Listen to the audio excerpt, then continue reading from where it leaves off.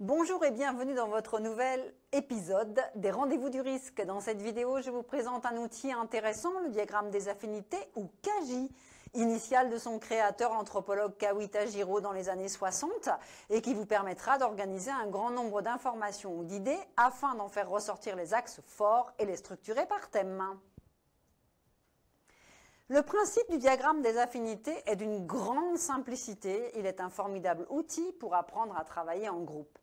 Cependant, la pratique nécessite une bonne expérience pour parvenir à un stade de créativité en groupe opérationnel. Au terme du processus, le consensus actif doit être atteint. Aussi est-il essentiel d'aborder la session sans aucun a priori ou idée préconçue. Quelques exemples d'application.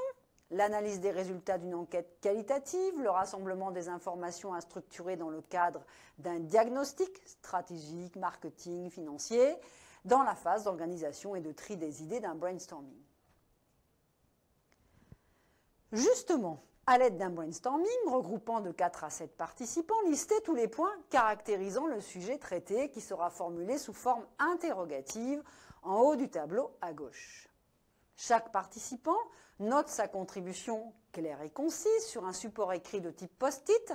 Un maximum de 24 post-it sera distribué au groupe. Les observations sont des faits, mais surtout pas des opinions, des analyses ou des solutions.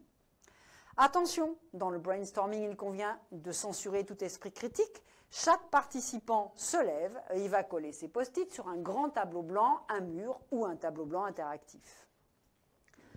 On passe à la seconde étape dès que l'ensemble des personnes présentes s'est exprimé. L'animateur lit chaque fiche pour s'assurer qu'elle est bien comprise. Elle peut être reformulée si elle n'est pas claire. Ensuite, les fiches sont regroupées par intuition et par affinité. Les catégories ou clusters sont constituées de 3 fiches environ. Si des notes restent inclassables, elles sont mises de côté. Si une fiche peut être alors classée dans 2 groupes différents, c'est que l'observation est sans doute trop générale et qu'elle doit être reprécisée pour donner naissance à 2 nouvelles fiches. Cette phase de regroupement donne souvent lieu à quelques nouvelles informations non relevées jusqu'à présent. Il conviendra de générer les fiches correspondantes et de les ajouter au groupe déjà constitué. La lecture des fiches à haute voix facilite le travail. L'ensemble de fiches classées par affinité, il faut maintenant trouver une phrase synthétique pour nommer chaque groupe. Elle doit traduire le sens de l'ensemble des fiches qui le composent. Vous vous souvenez des fiches orphelines? Regardez donc si vos titres ne peuvent être combinés avec elles. Si tel est le cas, vous avez l'explication de l'impossibilité de classement car en fait ces fiches étaient du même niveau d'abstraction que les titres constitués. On établit une cartographie pour ensuite interpréter correctement le diagramme avec 3 niveaux. Premier niveau, titres issus de la créativité du groupe en rouge.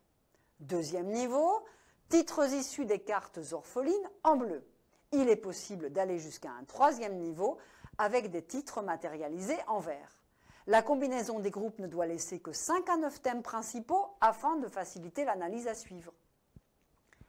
Pour l'analyse, on distribue à chaque membre 3 pastilles de couleur, rouge 3 points, bleu 2 points, verte 1 point. Et chacun va placer ses pastilles sur les groupes de premier niveau près des titres rouges. Les points sont additionnés pour matérialiser le classement pour chacun des niveaux.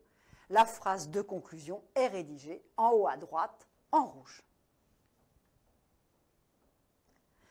Le diagramme d'affinité est particulièrement important dans un diagramme créatif de groupe, lorsque un grand nombre d'idées sont formulées et que le risque de s'y perdre est fort. Très visuel, il permet de mettre en évidence rapidement la panoplie des thèmes abordés lors de la phase de génération d'idées. Il permet de redonner de la cohérence et du cadre après une phase divergente et intervient donc avant la phase de sélection et d'approfondissement des idées. Faire appel à l'intuition et à la créativité du groupe de travail est la clé pour bien faire le premier classement rapidement. Le diagramme d'affinité est l'outil de base de la panoplie d'outils de résolution de problèmes de tout pilote du changement.